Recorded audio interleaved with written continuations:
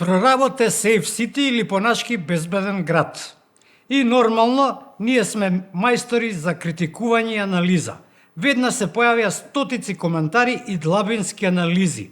Во студиото имаме тројца гости возачи кои ќе ни ги кажат нивните согледувања. Повелете. Што да ти кажувам, ја ич не сум задоволен. Ич, јас живеам во Европа и таму има ограничување на брзина до 5 км на час и тоа е досадна возња, споро никакво. И јас сум се радувал кога ќе доаѓам у Македонија да возам, да живеам. Јас сум на Партизанска сум возел 130, 140 навечер, женски гледат вака со отворена уста, после сум ги легнувал тие женски. Сега што бе, што ќе ти е да имаш брза кола Мерцедес ако возиш 50 на сат, тоа не е убаво ни за кола, се гуши колата, тоа досадно бе, не е убаво. Мислам, не сте ме јасен. Во Европа сте возеле 50 на сат, а овде сакате да дивеете. Абе, немој ти дивљак да ме викаш мене, о ти, слушај, значи тоа е друго е тоа, Европа друго, Македонија друго, Европа таму како затвор бе, Македонија слобода бе. Па нели сакаме ние да влеземе во Европа? Ти може сакаш да влегуваш, ја не сакам да влегувам, јас сакам ова да останува задна дупка на свирало, што вика. Добро ви благодарам. Кои се согледувањата на нашата втора гостинка? Па, кои се согледувањата? Првиот ден беа уловени илјадници граѓани со нерегистрирани возила. Тоа што значи? Тоа значи дека народот е осиромашен, дека нема пари да си ги регистрира возилата и дека оваа власт го дотера народот до питачки стап. Тоа значи. Ова е тезата на Филипче и мислам дека ви е јасно и на вас дека не држи. Не држи. Држи.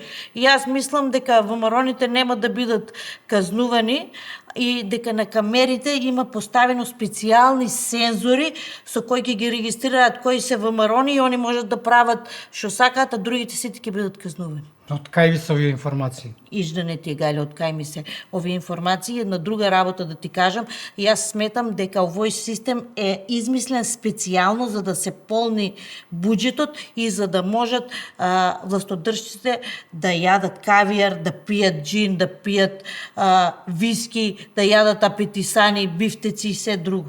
Мислам дека се што кажавте е многу глупаво. Од чега бе ти малко бе, како бе така него го викаш глуп, мене дивљак ме викаш бе ти, дали си? И јас тоа не го кажав, ама немам сега намера да се караме. Повелете, господине, кои се вашите согледувања? Јас сум многу задоволен и сум многу среќен со оваа владина мерка. Мислам дека од ова попаметно не може да биде. Прекрасно. Зошто? Па сега веднаш ќе ви кажам зашто. Значи јас сум возач на Матис. Во животот сум имал Фичо, Пеглица, Стојадин и сега имам Матис. И кога возиш Матис во овој град, во овој лудачки град, знаете што ви се случува? Сите ве тркаат на страна, ме претекува од лево, ме претекува од десно, средни прсти ми покажуваат. Отвара джамови летно време. Тргни се бе, ајде со таа кантата, тргни се од тука. Може да замислите, возат со 80, со 90, со 100. Ја одам на кај Драчево, таму се уште не се означени лентите, тоа е едно лунило. Сега дојде безбеден град. Нема више такви заеб***и. Сите возат 45, 46, 47. Ја возам со 42 на сат. 42 на сат. Викам, ајде курња сега со тие ваши бесни машини. Па ги заебаш. Па нормално. Сега дојде моето време, госпожа. Значи ја додека возам сега, мафтам како Тито, полека. Возам со 42, оној од позади 45 се убрзава. Викам, кај ќе одиш ме кур... Ајде претице, Не ме претица, зашто? Затоа што знае дека одма ќе му стигне опомена.